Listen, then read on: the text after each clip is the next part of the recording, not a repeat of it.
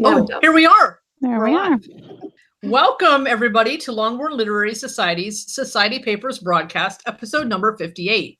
I'm Zoe Burton, and I'm here with Leenie Brown and Rose Fairbanks. And today we are going to talk about the inspiration behind some of our secondary characters. But first, the sharing is going to be a little odd today. Rose isn't actually going to share it necessarily. She can talk about it, but Leenie has to share the picture. So between the two of them, they're going to share with us a quote or two.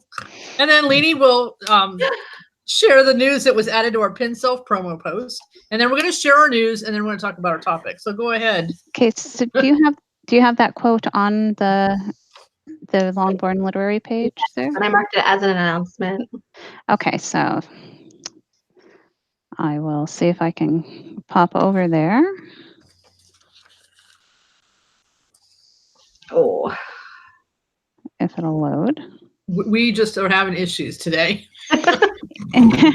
Yeah, kind of my fault right now. I just need to see if we're actually. Is anyone watching the?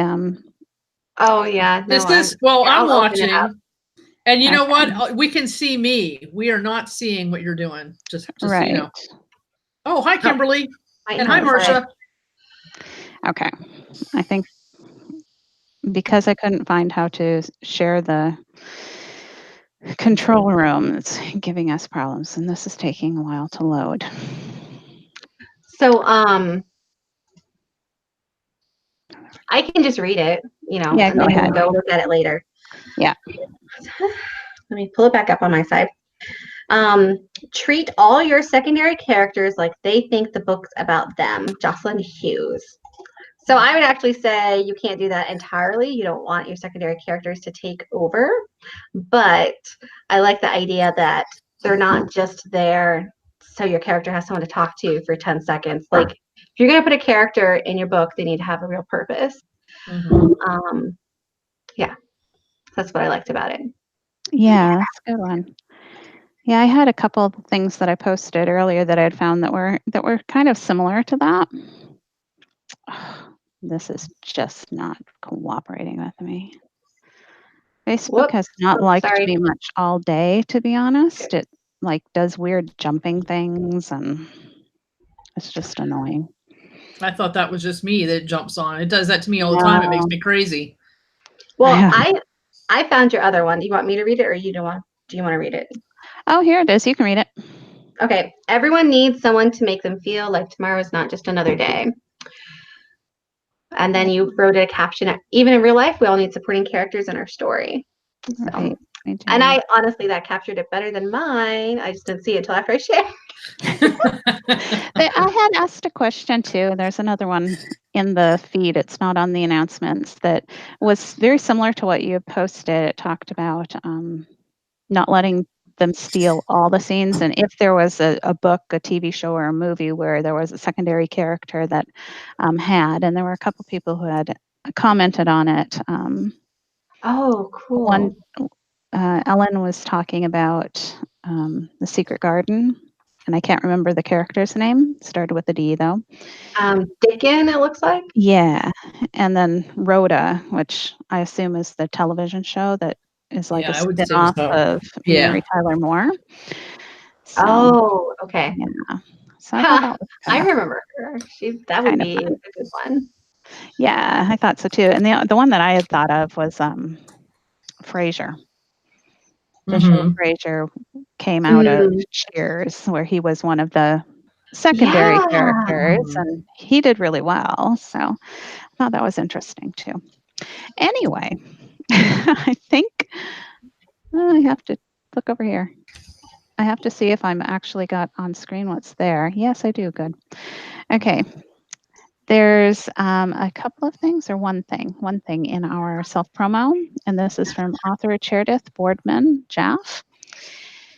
In honor of its publication 18 months ago, Second Son shall be available on Kindle Countdown deal this weekend from Friday through Sunday, and there is a link there for you to see what the current price would be for that, because with Kindle Countdowns, it always goes up in price until the promotion ends.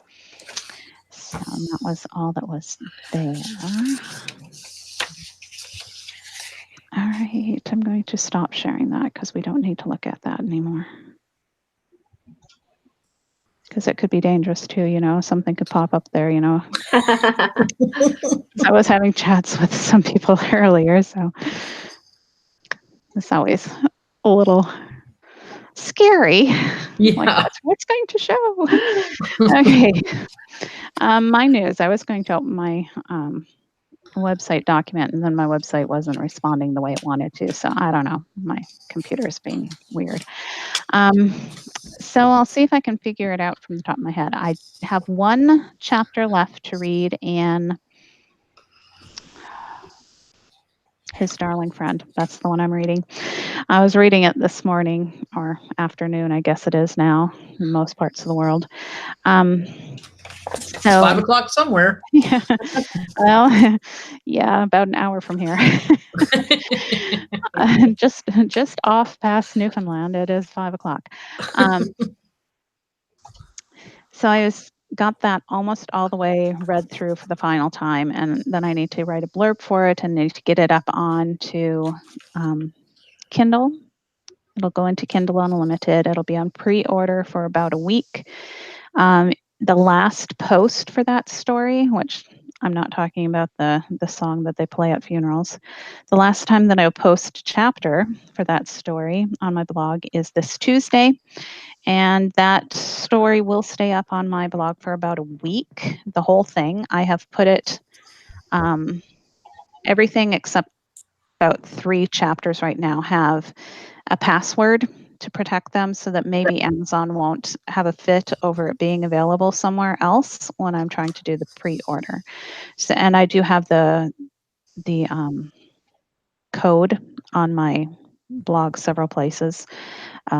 The password is in capital letters Roger and then 2019. So it's really easy one to remember because it's Roger's story and it's 2019 right now, even though sometimes I put the wrong date. So that story is just about published. It'll be published within a week or so. And then I have Loving Lydia, which I still need to go through the last chapter that I wrote and break it actually into 2 chapters because it was really quite long. And I think it would work better as 2. So that'll finish posting on my blog, I think the last Thursday of May. And then I'll have to start working on Mary's story because I think I'm going to do her next. Her and Lord Westonbury, the 2 troublesome people. And then I have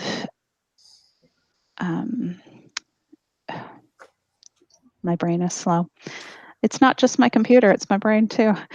The loading is not going quickly. A Scandal in Springtime, which I think I have finished. I have to read back through it and make sure that I'm happy with it because I don't know, for some reason I'm a little nervous about this one for some reason, and I don't exactly know why. So I have to go back through and make sure that I'm okay with what's there and how it ended and all of that. And I did write a side story to go with it because in the book, Kitty Bennett is writing a story. So then I wrote that story so that I would know what she had written and could use it as I was writing my story. So that will be something that will be offered to newsletter subscribers for free. So there'll be a little promotion that'll go with that. But if you're already on my email list, then you'll just get it. It'll just be something that'll automatically come to you. And I think those were the only stories I've been working on. I need to start coming up with some new ones so that I have things to write. I have several things that I want to get done, and I'm just not sure what order I want to do them in. So I have to make some of those decisions this week. I do have an Austin Authors post on Tuesday, and that is going to take some examples from the 2 stories that are on my blog right now and use them talking about showing and not telling and how it's a useful skill for reading, not just for writing, but for reading. So that hopefully hopefully some people will find that enjoyable. You can take the teacher out of the classroom, but you can't take the classroom out of the teacher. Right. So I get a little bit teacherly when I do some of those posts. And this one is one of those. But I think it's still enjoyable. There are no tests or quizzes or homework assignments that go with it, so it should be fine. And I think that is all of my news for this week. So who would like to go next? And I will click on you. I guess I will go. Okay. So, Darcy's Secret Marriage is doing pretty good. It's got some good reviews. It's got a sucky review too, but it's got some good reviews. It is not yet on Google Play Books, and I think that I messed that up because I think that I was supposed to go direct to Google Play Books now, and I try to go through Published Drive. So this coming week, I'm gonna try to upload it directly to Google Play Books and see what happens. There's still no large print. I've been struggling to get the back. I wanted to make the back cover in Photoshop, and I just can't get that print, that the blurb to. It's got big spaces. I can't figure it out. So I might have to do the back cover on Canva and then just, insert into the back. We'll see. But I'm going to try to get that done this week too. We'll see. Been on target with my blog last week, and I hope to be on target with it this week. I've taken a couple days off, and I'm just kind of doing the bare minimum, so, like this weekend. But got to get back at it, this week. So, the only writing I did this week was for my Thursday and Friday posts. My Thursday 300 posts, I did write a little bit for the race book for Friday, but I don't know that I actually used that on the blog. I think that was, extra, because my goal has been to finish that before I start something else. I don't know. The last week or two may have thrown a monkey wrench in that plan, but hey, I got a digital recorder. Thank you. Thank you, Rose. And now I can practice. I was playing with it, like sitting, because we went to the laundromat on yesterday, I think. And that's the day it came. And we're sitting, because I took Jasper with me because we just couldn't be apart yet. Yeah. So I sat in the truck dictating. Like I turned off the radio, which is a major thing for me. Turned off the radio and I was dictating into this thing, playing with it. So it looks really easy to use. And so I'm looking forward to doing some dictation practice. My Austin Authors post was this past Monday, and it was basically, and here's something, May 2nd, it was the day, the horrible day, was also my Austin Authors anniversary. So I will never forget those two items. My post is just about basically memories, how it's my 3rd anniversary, and I talked a little bit about Jane Austen and her mom and me and my mom and all that. I know I've been requested to order some books. I know that I have at least one Darcy's Secret Marriage book, that signed print copy, that will get sold as soon as I have them up on the website. And I have not ordered any yet, but I'm going to. I told my people last night in my live that I will probably order like 3 or 4 copies of this book, and then like a couple copies of another book. I'm not going to order, because I have like 4 or 5 requests. I'm not going to order like a bunch all at once. I'm going to order, a little bit now, and then next month I'll order a little bit more. Then as soon as those get up on my website, then people can buy signed print copies of those too. And that's basically my news, because I don't want to burst into tears on camera. So yeah. That's basically my news. Right. Oh, click Rose.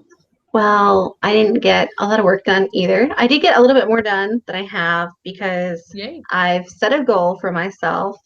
It's a bite-sized goal, and I've already missed it once. My goal is to write 500 words every day in the month of May. So I'm just getting back in that saddle.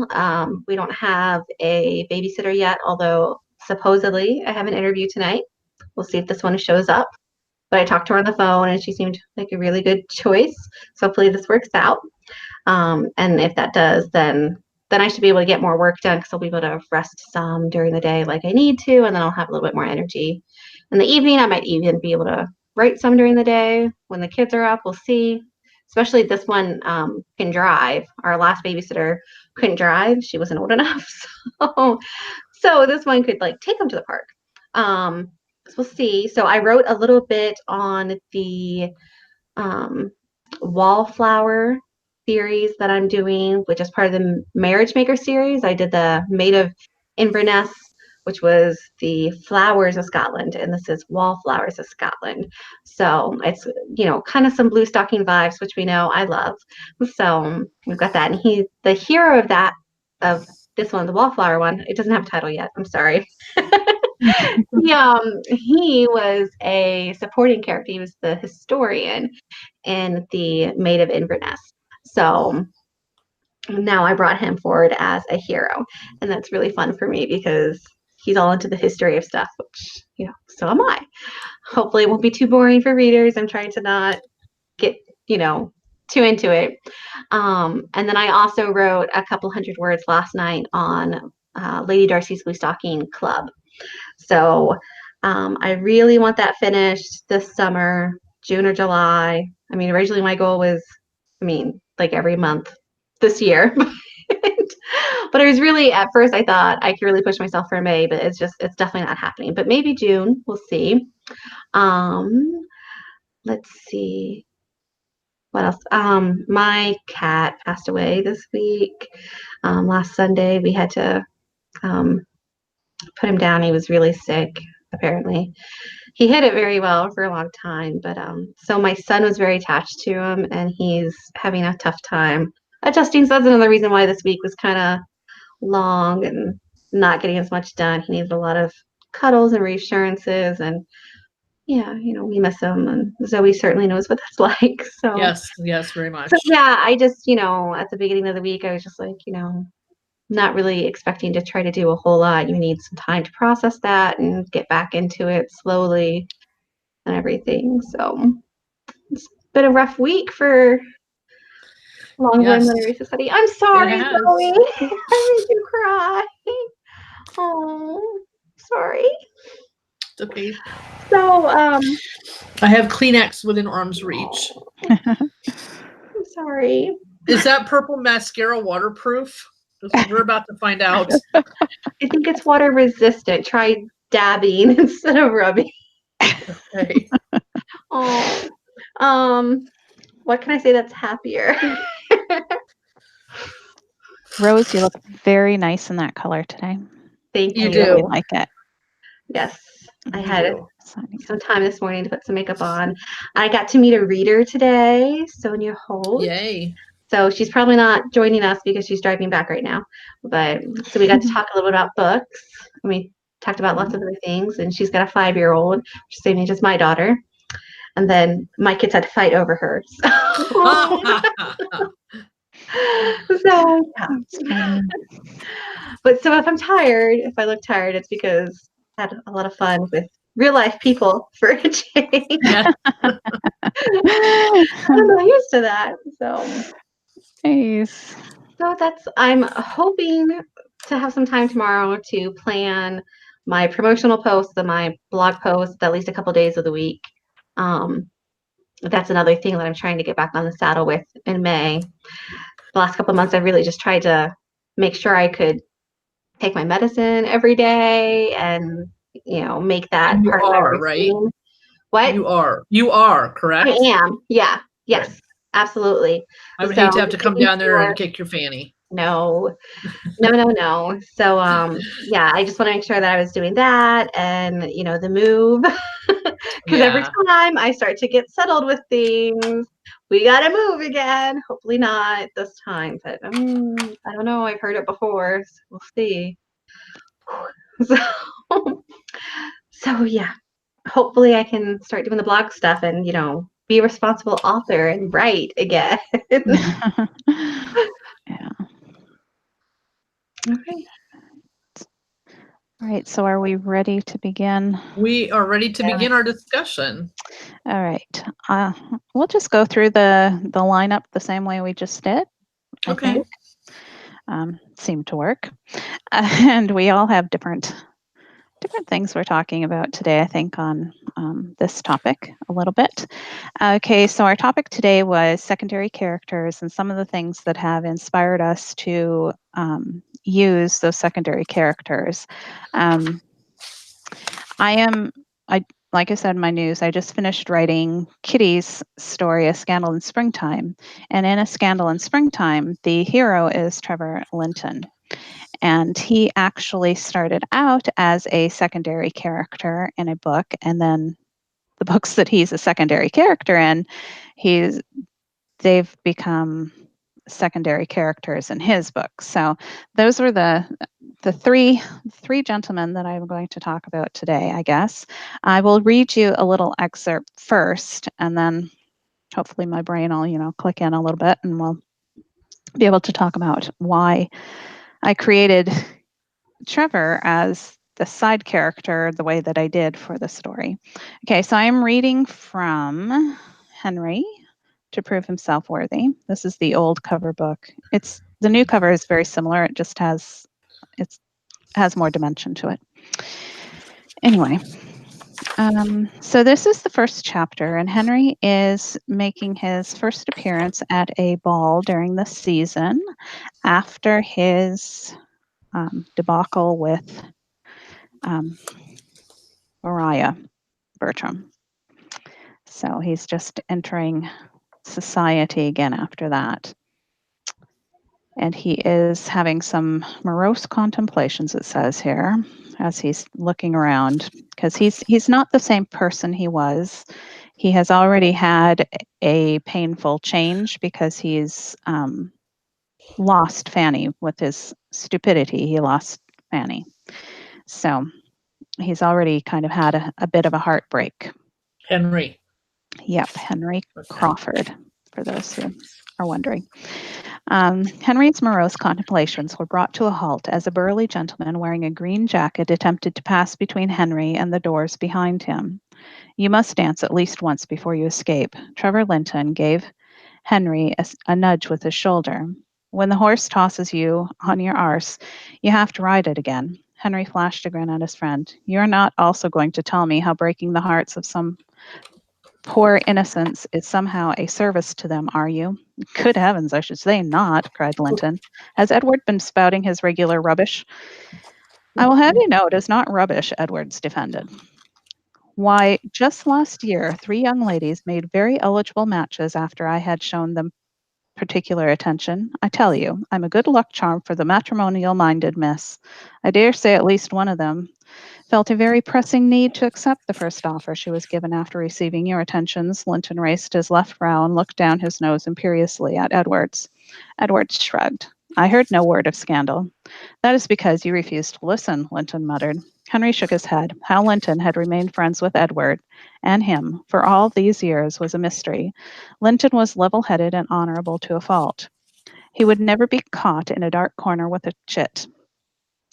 Edwards, on the other hand, made it something of a sport to see how many dark corners he could frequent with a different chit in each one.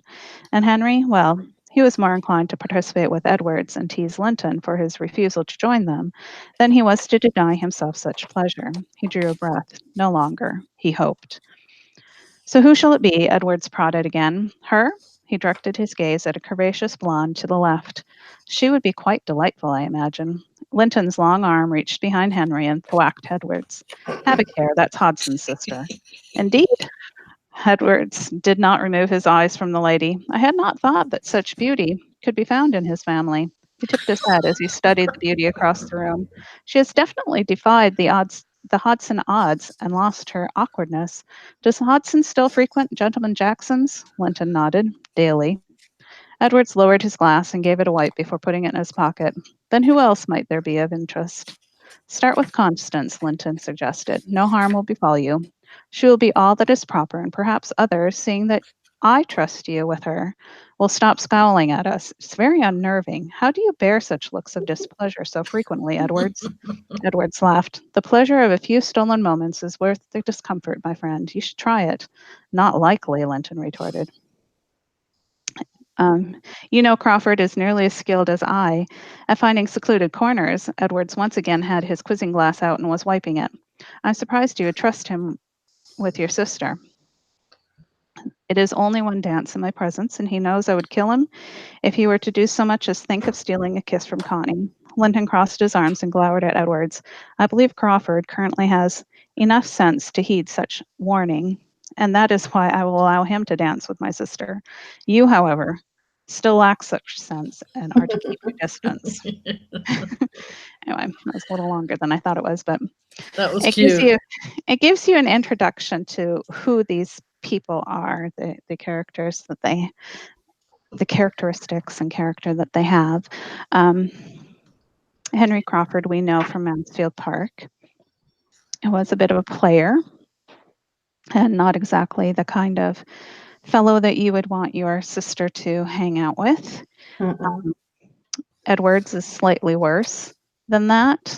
He's, Henry, I think, had a little bit more care about what he was doing rather than what Edwards does. Edwards just kind of floats along and does what he wants through life type of guy. And then you've got Linton, who is the exact opposite of those two. Like he's just, pretty much by the book. You do things properly and there's no excuse for not doing things the right way. And that sort of a person. And it's kind of like Henry has, in the cartoons, you'd have the little devil and the little angel that would sit on the shoulder. And Linton is the angel, and you got Charles Edwards, who is the devil Devil. sitting on his shoulder. And I'm going to look up this too. So it's to have had them all exactly the same would have been boring. Mhm. So to vary their degree of reprobatedness adds some depth, and it shows through the contrast who each of them are. You can get a more individual feeling for them, because if you just had one character by themselves and they were surrounded by people that were just like them, then you wouldn't get the same sort of depth, I wouldn't think anyway. And so that was one of the reasons why I chose to make Linton the way that he was. But it also went along with who the main character is, the heroine, Constance, or Connie, as they call her, Linton, who is a proper sort of young lady, and she'd be kind of a Fanny-like character. Like, she does things that are right and proper, and she's, doesn't like to do things that are wrong, but she's more confident. She's not as fearful and anxious as Fanny would be. So I thought having a brother that was similar to her, that was protecting her and wanting to see her be protected, was kind of a fun thing too, because Fanny didn't have anyone like that. Nobody was protecting her. So, well, some of them thought they were doing the best for her, but they weren't. So that was another reason why I did it. His name is spelled Trefor, and his grandmother, it's his aunt. His aunt's name, Gladys, is Gwladys, and those are both spellings that are Welsh. So I wanted to, there's really no reason in the book for it, but when I was creating them, I thought, oh, I want them to be Welsh. So then I picked the spelling that was Welsh, because I figured their estate's probably over that direction. So that's some about him. Let's see, what else could I tell you about him? Why else did I make him? That was pretty much it. And I made him, I didn't make him, some small squeaky guy that was proper, because I wanted him to be an imposing figure, someone that would definitely intimidate other people because at one point his aunt is like, "Go stand somewhere else. You're scaring away all the guys, and we need your sister to get married." So that was part of it too. And then I'd forgotten that he was big and burly. Yeah, he's a big guy. Like he's not fat or anything. He's just, the Solid. big big guy. So when Kitty talks about him being broad, he's a big fella. So she gets a good one. Okay, so then I wanted to, because he does become, like he's also in Charles's story. This is Charles. Mm-hmm. And he's in there a lot less than Henry. Henry becomes a pretty. Linton is a fairly major minor character in Henry's story. Then in Charles' story, Henry becomes the major minor character of the three. And Linton's a little bit more in the background because it doesn't have anything to do with his sister or anything like that. And Charles is hanging out more with Henry than he is with Linton. But there was a little part in here, so you can see that he stays the same through these. I won't read very much of this. Just a little bit. This is Charles is at his club. Edwards. Charles lifted startled eyes from the food on his plate to the angry face of his friend Trevor Linton, who was bearing down on him, trailed by an equally displeased but less threatening-looking Henry Crawford. He pushed up from his chair. There was a door to his right if he needed an escape. He would have to navigate a few tables, but it could be done without too much trouble or delay. How might I be of service? He waved his hand at the chair across the table from him. He would rather have a full table length between him and Trevor than have the man at his side. Henry grasped Linton's arm as Linton ignored the chair and advanced on Charles. "Sit," he ordered. Linton's eyes narrowed, and he did as Henry said and plunked down into the chair next to Charles's, while Henry took the one to Charles's other side. Apparently his friends were fully aware of his ability to escape unpleasant situations and were limiting his options. "Port," Henry barked at a footman who stood nearby, looking nervous. The man gave a nod of his head and scooted off. "What were you thinking?" Henry demanded in a hushed but angry tone. Charles's gaze wavered from Linton to Henry and back to Linton. It was best to keep one's eye on the most fearsome opponent. "I do not have the pleasure of understanding your meaning. You made a bet." I'm going to skip over part of that because I don't want you to hear the bet.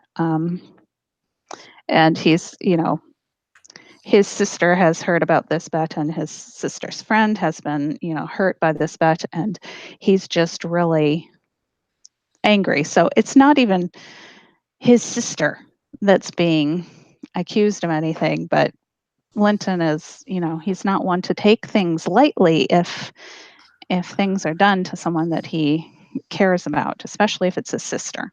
Right. And her friends.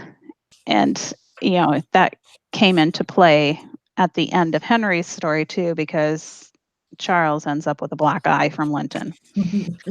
So I kind of wanted you to know that a little bit, because in this first scene that we see where Linton is going to become the main character, Charles is also there.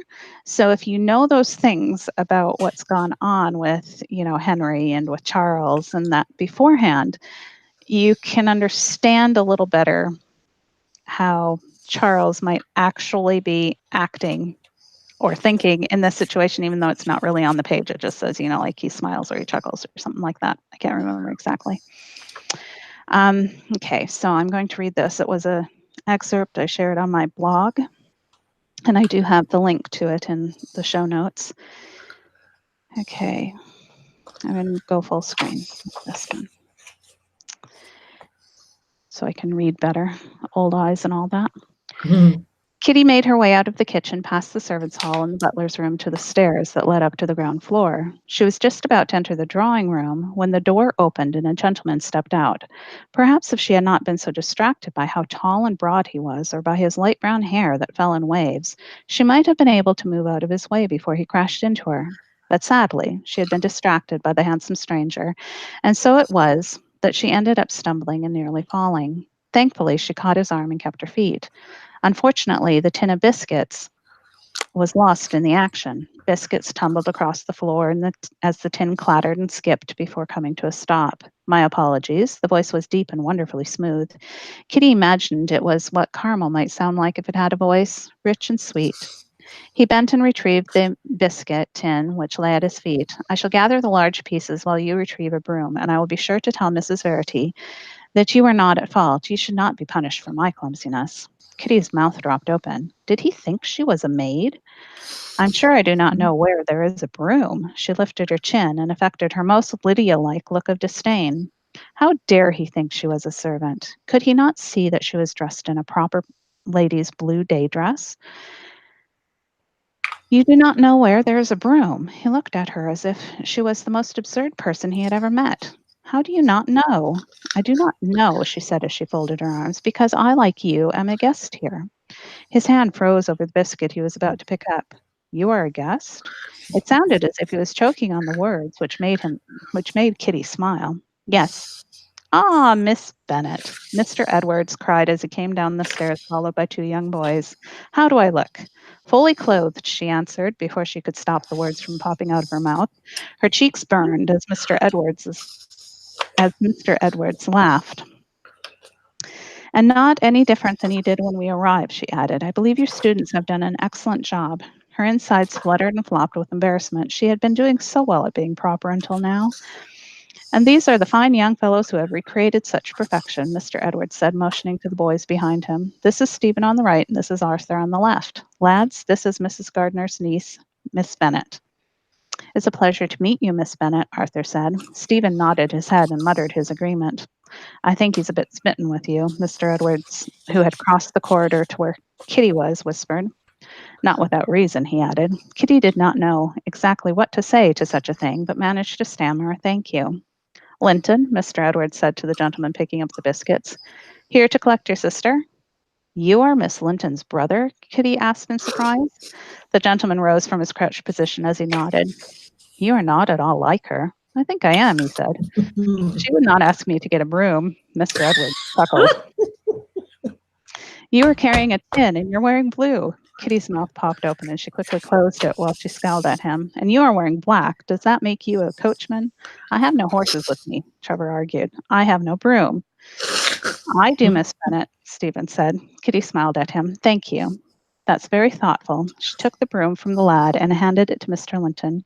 Your broom, she said, and then with a flip of her head, she stepped past him and into the drawing room. So you've only really got the one chuckles, Mr. Edwards chuckles there, but you can just imagine with all the trouble that Charles has had with Trevor correcting his actions all these years, how much fun he must be having at Trevor's expense. So that's Definitely. Trevor moving from minor character or secondary character to main character, and Charles shows up a lot in this book more than Henry does. And again, that's that juxtaposition between the two and the fun that Charles can have at Linton's expense, because this is not the first instance where Trevor is going to make a fool of himself and do something stupid. He's run into Kitty and he's kind of lost his ability to think straight. Yeah. I love that. Permanently gone. Pretty much gone. All right, so I will stop talking now and we will let Zoe go. Okay. I thought for days about which books to talk about. And I eventually decided it's easier to tell you my inspiration on the Pride and Prejudice and Racecars books. So that's what I did. Well, that's what I'm going to do. Of course, being that Pride and Prejudice and Racecars, which is Darcy's Race to Love and Georgie's Redemption, and what the nameless third book that I'm writing for the blog, being as that's based on NASCAR, then the characters, the secondary characters are inspired by drivers and owners and things. So Coach Darcy, who is Mr. Darcy's dad, old Mr. Darcy. His nickname is Coach, and because he was modeled after Coach Joe Gibbs, who was a Redskins. He coached the Redskins for a long time, and he's been an owner of I think he's got 4 teams. A NASCAR owner. Well, I mean, while he was still coaching football. So then there's the Lockhart twins, which we don't see a lot of them yet. We may in a future book. And they are Timmy and Tyler, and they have tempers, and they are modeled after Kyle and Kurt Busch, who are brothers who race in NASCAR. And the funny, what I realized as I was writing this down today is there's TJ Jackson and Sue Ann Pilson, and TJ and Sue Ann are dating each other. All right. TJ drives a 78. And I thought it was really, because when I wrote this, Will Darcy was modeled after Matt. Well, he's Will Darcy. He's Darcy, but he's in Matt Kenseth's car. What was Matt Kenseth's car? Because Matt was my favorite driver. So it's kind of a case of, is Matt like Darcy or is Darcy like Matt? Are they interchangeable? And Matt asked me, do I still have a job? And I said, well, yeah, you have a job. He's a fake man. Of course you have a job. And now he doesn't. But anyway, I named this character, TJ Jackson, after Martin Truex Jr., basically, and his girlfriend, Sherry Pollock. So, but then, and I only have one excerpt. This is really going to be kind of short, and I'm kind of almost ashamed, but it's already 3:45.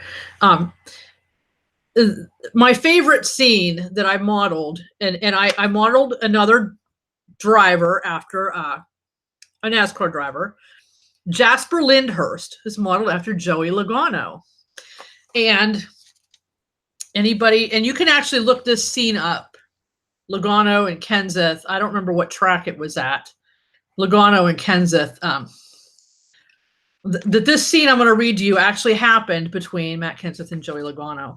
So this is in the first book, Darcy's Race to Love, and it's Will and Liz are still dating, and Will he's been trying to, they've had their big talk, and he's been trying to convince her of his love in that, and he's looking for a sign that she returns his feelings. Actually, this scene, if I read the whole thing, it comprises 2 things I've seen on the track or at the track or, on TV. All right. So Will's looking for a sign that Lizzie returns his feelings. So that sign Will had been looking for came 3 races from the end of the season. The series was racing in Texas, 1.5 miles, mostly flat track. So obviously that scene must have been taken in Texas. That Will was very good at.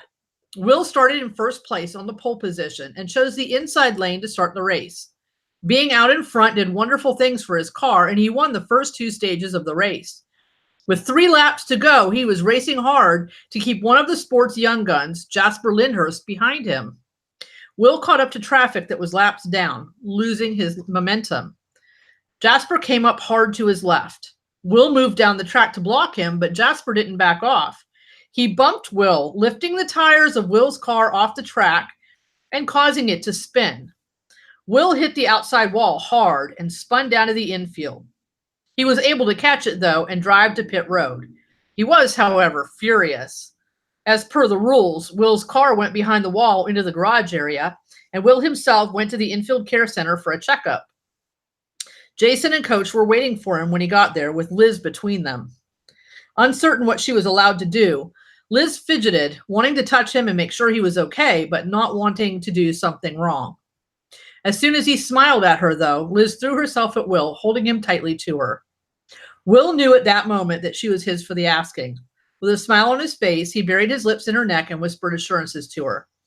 When she loosened her hold, he kissed her with everything he had, rejoicing when she returned it. It took a cough from Jason and a nudge from Coach to separate them. Once Will was examined and released, he and Liz followed his father and crew chief back to the garage. The race had ended, of course, and Jasper was heading toward Victory Lane. Seeing the wrecked car fired Liz up again, this time not in fear of an injury to the man she knew she loved, but in anger at the driver who cost him a win and endangered his life. Before anyone knew what she was about, Liz was marching through the garage toward the celebration, fire in her eyes. By the time Will realized she was gone and started searching for her, Liz had reached pit road. Jasper, who had won the race while Will was still in infield care, was doing his burnout as the crew celebrated in their pit stall. His girlfriend, Selena Parker, who had seen the race from atop his pit box, was the last one down. Her descent was assisted by an irate Liz, who grabbed the girl by the back of her skimpy sundress and hauled her backward off the ladder. Screaming in outrage, Selena turned, ready to threaten a lawsuit on whichever crew member dared to touch her. She was shocked into silence to see Liz instead. By the time Selena had gathered her wits, Liz had her slammed up against the pit box and was nose to nose with her. Your boyfriend could have killed mine today. You need to tell him to back off. His driving sucks as bad as his attitude. Shoving Liz away from her, Selena yelled back, "It's not his fault your old man is slow. Get out of my face before I knock you out." I love this scene. Never one to allow another person to have the last word when she was this angry.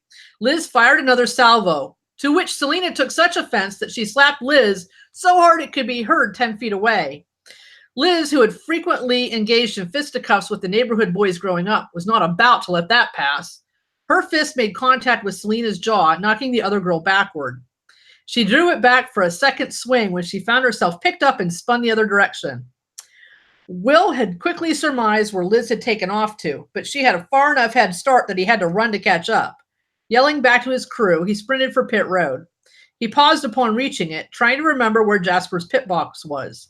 The outraged scream rising above the sounds of celebration told him where to go. Seeing Liz take her first swing just as he arrived at the pit stall, he lunged to grab her before the second could connect. He picked her up from behind and turned, swinging her away. She fought him hard, so angry she didn't recognize his voice at first. "Easy, sweetheart." "Ow!" he cried when her flailing fist made contact with his eye. "Settle down, darling." He tightened his grip, moving his head to the other side of hers from that lethal fist. By this time, his crew, who had followed him, had positioned themselves between them and Selena. Jasper's crew had pulled Selena away from the fray, but the two teams were now hurling insults at each other as well. Race officials, always alert for flaring tempers, maneuvered themselves between the two groups and urged Will's team to move away. After a few more tense moments, the sides separated, with Jasper's team heading to pit road with Selena and Liz, Will, and his team heading back to the garage.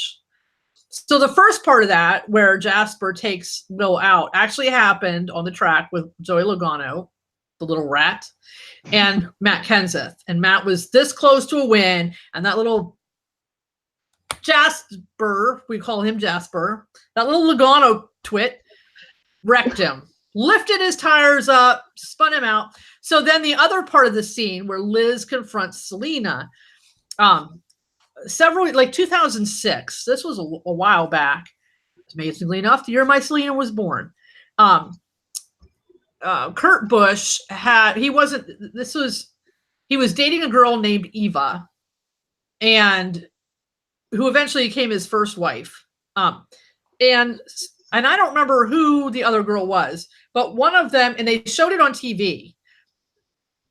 The drivers got into it on the track, and there was a wreck. The one girlfriend or wife went up to the pit box where the other one was, climbed up the pit box, and waved her water bottle in the other girl's face. All right. And then came down and marched away. And then, of course, they were all called to the NASCAR hauler afterwards. Even the girlfriends were called to the NASCAR haulers afterwards. Just like, and if you read the next, that was the end of that chapter. If you read the next chapter, then you get to read what happened. And they said, you have to keep that stuff away from the track, basically, is what it said. Yeah. So, but that was my inspiration for those two scenes were my inspiration. I just love that. I love that. And she hauled her off the back. Liz was mad. But that's my inspiration. I get inspiration for that from real life. And I honestly, especially if I remember, I see a good one on a race and I'll remember what it is, and then I'll go back to YouTube and look it up again. And then I can use that. I can't tell you how many times I get lost in YouTube NASCAR videos trying. There's no wonder that book is coming out so slow. because I keep getting lost in YouTube videos. So At least your thing's fun. I get lost on like peerage titles and estate names. yes. Did you know 400 years ago? Yeah. Oh, and we So. wonder where my son gets it from. Well, that was fun.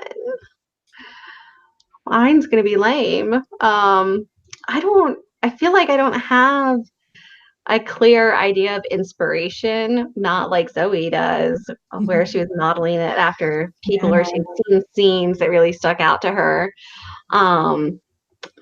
But as I was writing Sufficient Encouragement, I had some minor characters that really just supported the story a lot. And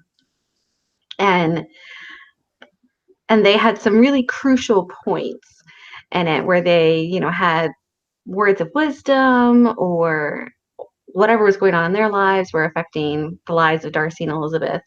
So I wanted to share an excerpt from Sufficient Encouragement, and this is Caroline, who's a little different in this one. She has a sad love story. I kind of wondered, like, what would make her so bitter? Was she really so after Darcy? Was it the lifestyle? Like, what was her motivation there? So this is from a little later in the book. Darcy has proposed to Elizabeth and she refused for certain reasons. That's pretty different from the original Pride and Prejudice. And Darcy's just walking back through Netherfield and he hears a woman crying, and he thought it was Georgiana, so he opens the door. It's not her. He finds Caroline, and he's ready to just walk back out, but then he realizes that's not very nice. So he says, "Miss Bingley, are you well?" She threw her hands up in the air. "As well as you can be after refusing a Viscount." Anger slammed into him. "How dare Arlington?" That's the Viscount. "I apologize for my cousin. I told him upon inviting him here that none of his usual antics would be tolerated. I will speak with Bingley immediately, and we will see he leaves." Miss Bingley shook her head. "You misunderstand. He made me an honorable offer of marriage, and she blew out a deep breath, declined. Part of him found it incredulous, and part of him worried it was out of hope for himself. But a small part of him also found compassion for her. You need not look terrified. I did not refuse him because I still wanted you. I have made my peace with your marrying Eliza." He closed his eyes against the pain that seared his heart. He had no well-rehearsed line to put her off, and she immediately perceived it. "Oh, that girl is a simpleton." "No, she has her reasons, and I can only respect her for them. Does she not know what a precious gift love is?" He disliked talking on his own matters. "If you are certain you are well, then I will leave you." "I must apologize to you." She looked down at her hands for a moment. "I am sorry if I have been too insistent with my hopes. It has been a very long time since I considered seeking love in marriage. I was selfish to ever think you would not want it, and then to get in the way when you sought it with another." Darcy furrowed his brow. "So you refused my cousin because you do not love him?" "No, I do not, and I find that when it comes down to it, the exchange of a title is not worth never knowing love again." He sat on the sofa next to her. "You might have grown to love him."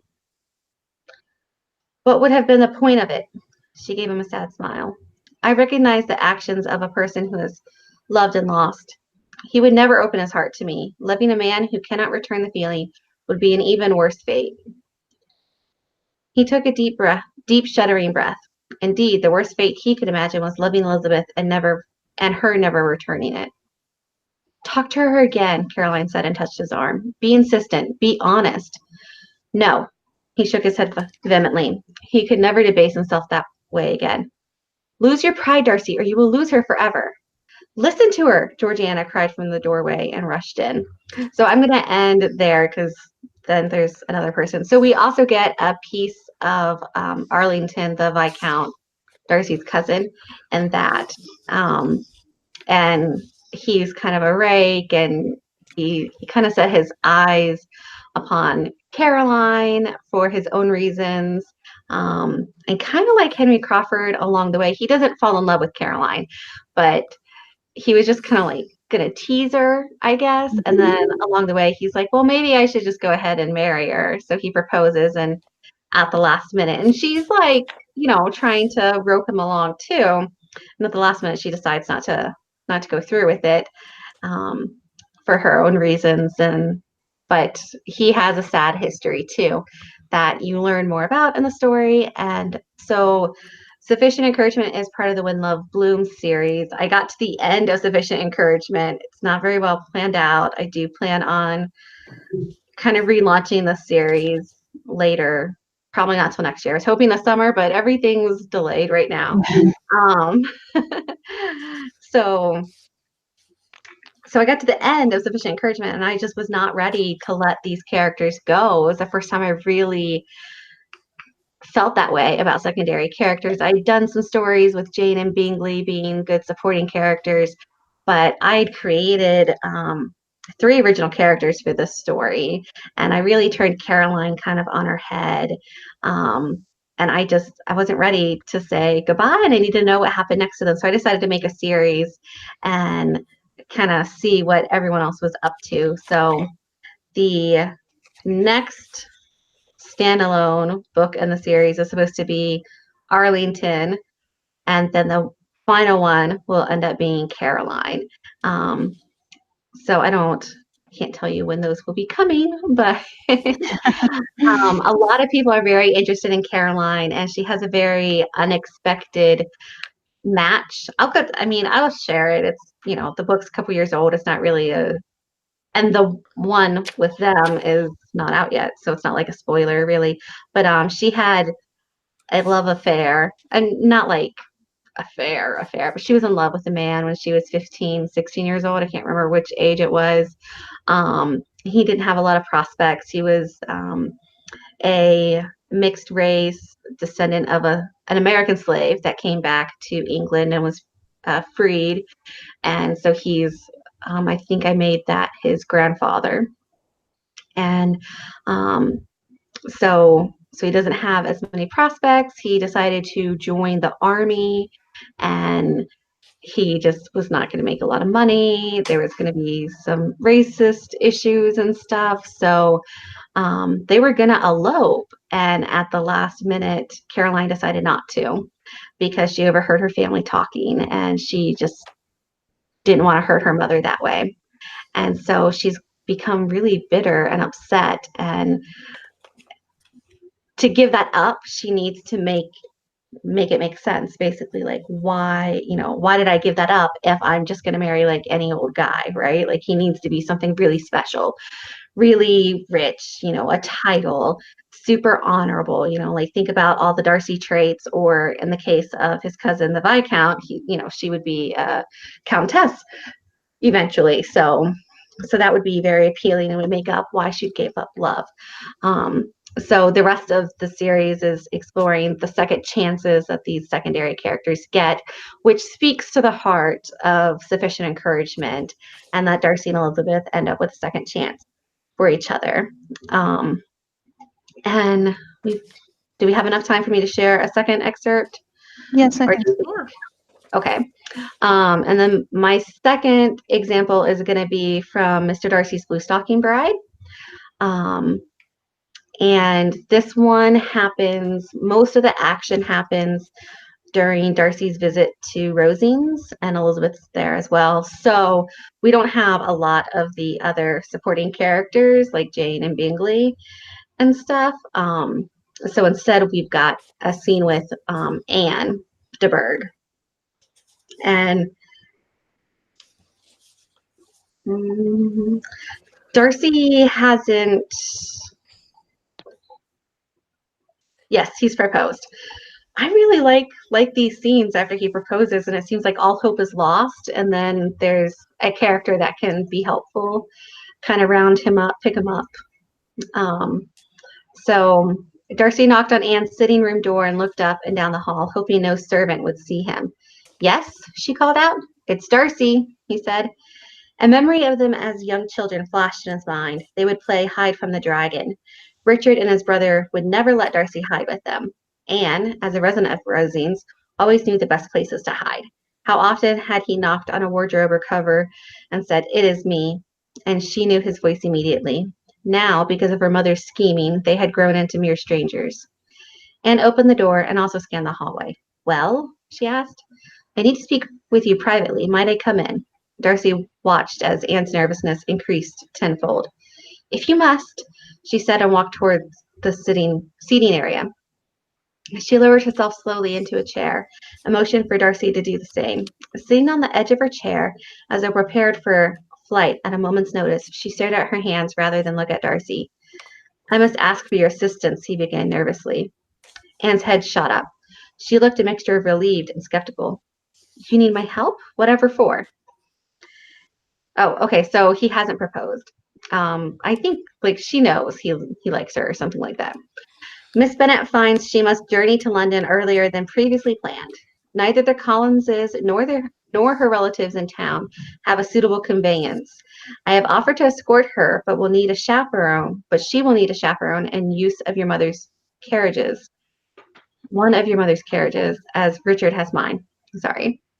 Anne's eyes widened, and she placed a hand protectively over her neck. "I cannot journey so far. London? No, never." She looked ghost white, and she clenched the arm of her chair, terror. Darcy gently touched her arm, causing her to jump. "Forgive me," he said, and drew it back. "I didn't mean to alarm you." While some might fear confined places, Anne never did. No, she feared large groups of people, the result of being nearly trampled as a child when taken to see Macbeth with her father and a riot broke out due to an increase in ticket prices.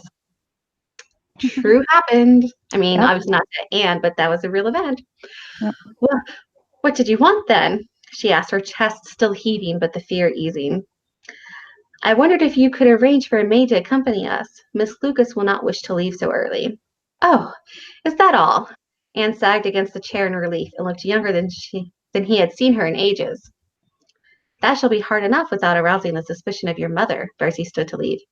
"And what of my suspicions?" she said. If it were not for the fact that Anne seldom left the vicinity of Rosings, Darcy would despise the way she sounded like her mother. As it was, she could hardly help it. Darcy raised an eyebrow but said nothing. "You will not dally with Mrs. Collins's friend, will you?" "I hardly need to explain myself to you." Darcy turned to go, but at the last moment thought better of it. He was striving to be a better man because of Elizabeth's rebuke. "Forgive me," he said, and retook his seat. Anne furrowed her brow, unaccustomed to him caring about her opinion.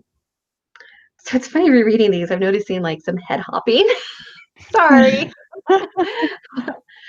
"I assure you, I have nothing but honorable intentions toward Miss Bennet, but this is all there is worth saying at this moment." He took a deep breath and pushed forward. "And surely you know. That is, it can be no surprise. Blast it, there was a reason he had never discussed the situation of her mother's hopes before." Anne squeezed her hands tightly and stared at her feet. "Respect. No, I will not dictate to you as you have had done your whole life. I will not tell you how you must think or feel, and will not presume to know better than you." Slowly, she lifted her eyes. Tears misted them. "It was wrong of me to avoid this conversation for so many years. Your mother has made her preferences quite known, and I suspect has even raised you to expect our union." Anne timidly nodded. "I ask for your forgiveness. I ought to have discussed my feelings long ago." "You love Miss Bennet," she said with understanding. "I do," Darcy confirmed. "However, I had felt since my youth that I could not marry you." She opened her mouth, but Darcy waved it off. "Please do not disparage yourself. I do not find you wanting. Another man will be quite blessed to have you as a wife. You deserve a man who passionately adores you. I have always known that I am not that man, and believed I was doing you a service by not bowing to your mother's wishes." Anne exhaled a long breath, and tears streamed down her eyes. "Thank you!" She clapped her hands together. "Thank you, thank you! I have lived in fear, in dread of your proposal for most of my life." Despite his relief that she did not resent his rejection, it stung to hear yet another lady wanted no part of his courtship. "Again, I apologize for not stating my feelings earlier." He stood to depart. "I can help you!" she called out as his hand reached for the doorknob. He turned back toward her. "I can assist you with Miss Bennet." "What makes you think I need your assistance?" Anne laughed. "She has not the faintest clue you admire her. She would sooner expect Richard Stallion to grow wings. And you are an expert on matchmaking now. Those who cannot wed, plan, Anne exclaimed. I will tell you a secret. Dutifully, Darcy returned to his seat and leaned forward as Anne motioned. I write for Ladies' Magazine. I am Mrs. Mabel Fairweather, Mistress of Hearts. She scurried off to her desk and brought correspondence for him to inspect. Darcy turned them over, recognizing her penmanship. I do not know what to say. You are accomplished beyond my wildest thoughts. Now, you have begun your courtship on the wrong foot. Anne grinned and retrieved her letters. However, Elizabeth is a reasonable woman. She can be convinced to let the past remain there. She is prejudiced against your rank and wealth, and it does not help that she knows my mother. Anne groaned at the thought. Darcy silently added that Elizabeth's other accusations involved Wickham and Bingley. I have already determined I must show her and her relations greater respect. Elizabeth nodded. An excellent start. And how will you demonstrate this? Just wait for them to appear or to be brought up in conversation? Indeed, that was exactly his plan. Conversation was not his strong suit. Now, if only society allowed him to demonstrate his passion for the lady. Do not fret, Anne said. We can practice some conversation, and, she wagged her eyebrows, we can discuss the appropriate behavior of suitors. You must not leave her in doubt of your regard. Darcy loosened his cravat. The ways in which he desired to show Elizabeth his affection were not suitable for a lady's ears, or anyone really. He had long struggled with accepting that he could feel very carnal desire for Elizabeth and love her intellect and personality as well. He stood to leave. When do you see her again? I imagine in the morning. I have not seen her sketching as early as she used to. She sketches? Oh, yes, Anne nodded. She favors the hill overlooking the village. In the distance, you can see the spires of Knoll Park. It does not surprise me that she has an interest in architecture. Darcy grinned. A true bluestocking, neglecting fashionable pursuits for gentleman's art. She could not be more perfect for him than if he had intended to find a wife upon entering Hertfordshire. He might have searched for many years before finding her. Okay, like 2 more lines. We do meet often in the grove, Darcy answered neutrally. Do not go tomorrow, Anne said. Leave her wishing she had seen you. Visit me, and we will discuss how to proceed. Thank you, Darcy said, uncertain he should encourage her meddling in his life. And where the devil did you send Richard? He had business in London. He hopes to return soon. Yes, well, Mother pesters me more about you when he is absent. Anne waved her hand. You may go. Darcy at last left her sitting room, marveling how much she was like her mother, and yet that was not an entirely bad thing. So I really love Anne in this, and I'm working on the sequel now, and eventually we'll get to Kent and we'll get to see Anne again. And that last little bit about her mother was interesting because Lady Catherine, for all her faults, you know, she can be quite loving and stuff, and so that comes out to play in the book too. So this Anne, she's very quite helpful, and Darcy kind of redirecting his ambitions for Elizabeth. And I actually have Colonel Fitzwilliam away for most of the book, and then he's got some different personality traits as well. And Elizabeth has kind of a falling out with Charlotte. So Anne really gets the supporting character role in the book. And I don't know. I think when I'm thinking of secondary characters, I just want to do something unexpected a lot of times with them. Like I'll see something in them. Sorry, I feel like I'm talking too loud or something.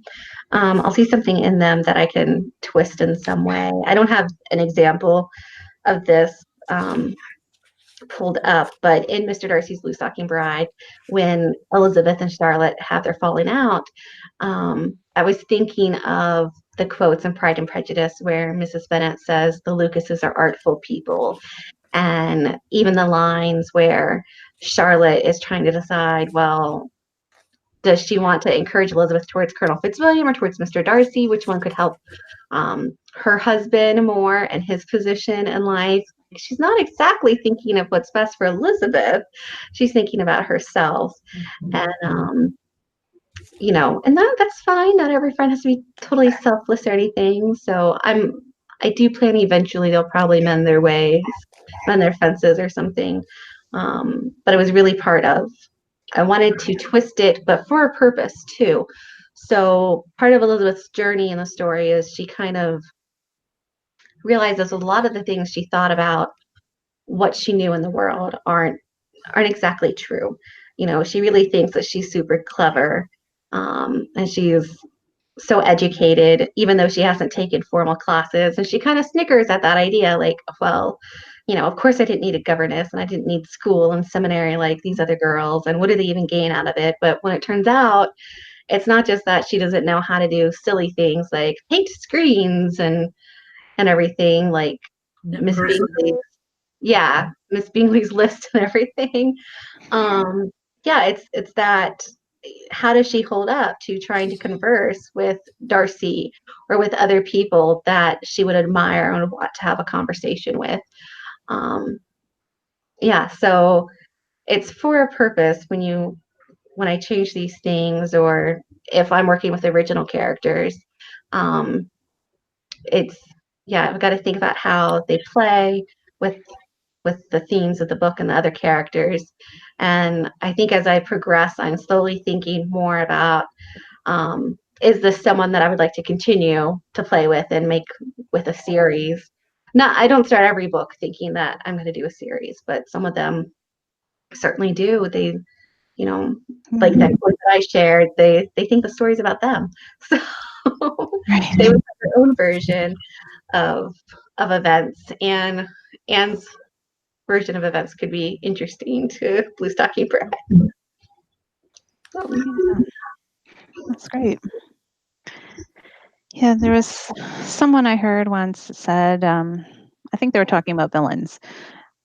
Pretty sure it was. A villain is the hero of his own story or her own story. Mm-hmm. And it's true with the secondary characters too. They're the heroes of their own story that's happening parallel to or alongside whatever the main story. And sometimes that's, if you do have a really interesting character, they just show up, like Lord Westonbury just showed up and was super interesting. And then the way that Mary responded to him was really interesting. And I thought we were going to be done with that series at book 3. And I thought, nope, I can't leave these guys here. Wes definitely thinks the story's about him. Oh, yes, everything is about him. Life is all about Wes. So it should be, it needs to, I need to develop them. I need to find out about them. Like that happened with another book, Jack Ralston, in Becoming Entangled. He's Alistair's friend. Alistair is the guy who ends up with Anne. And he just, popped out, oh, I met Miss Darcy and I really like her. I'm going to marry her. Next year when she's able to be married, I'm going to marry her. So you kind of have to explore those things. Yeah, you got a character that walks on the stage and says something like that. You're like, well, how do you do that? Exactly. And it's really like they have their own lives, and I know, Leenie, you've said that like you think of it as getting your dolls out and playing and everything, but sometimes I feel like I'm not the one pulling the strings. I'm not the one holding them up. They're doing their own thing.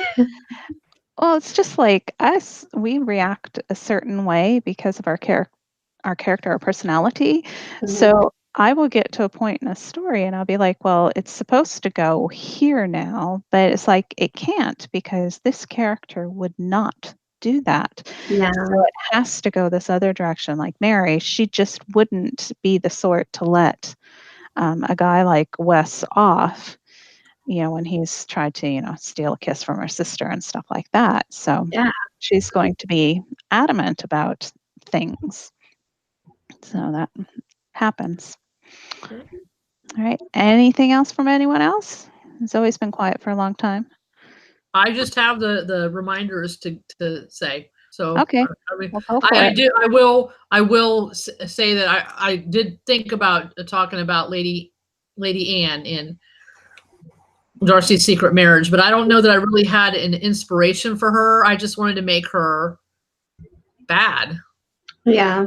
Right.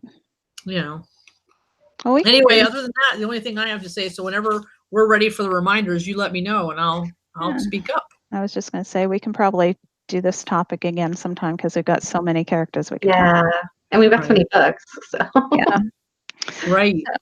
go ahead. You can sign us off, Zoe. Okay. Well, before we go, we would like to call your attention to a few things below the video. If you have not subscribed to Leenie's channel, you can do so by clicking the little bell icon. On my tablet, I don't see it on my, oh yeah, it's down below the thumbs up and thumbs down on my tablet. So I don't know, it's down there somewhere. By subscribing, you'll get an email notice every time Leenie goes live or posts a video. And you can sign up to follow my channel and Rose's channel. In the description box is called show notes. So we have links to our websites, links to the books that we've talked about, and other things that we have mentioned. I did not put all those YouTube videos linked in there. But anyway, it's easy to find them. But other things that we have mentioned, our Austin authors posts and things are probably in the show notes below. So if you have heard something and you'd like to learn more about it, you can probably find a link to it in there. So, and that's all the reminders. So thank you for coming, everybody. This is always fun. So I really liked this one, probably because of the story I picked. Right. So I guess we'll say goodbye then for another week. Have a good week. Bye, everybody.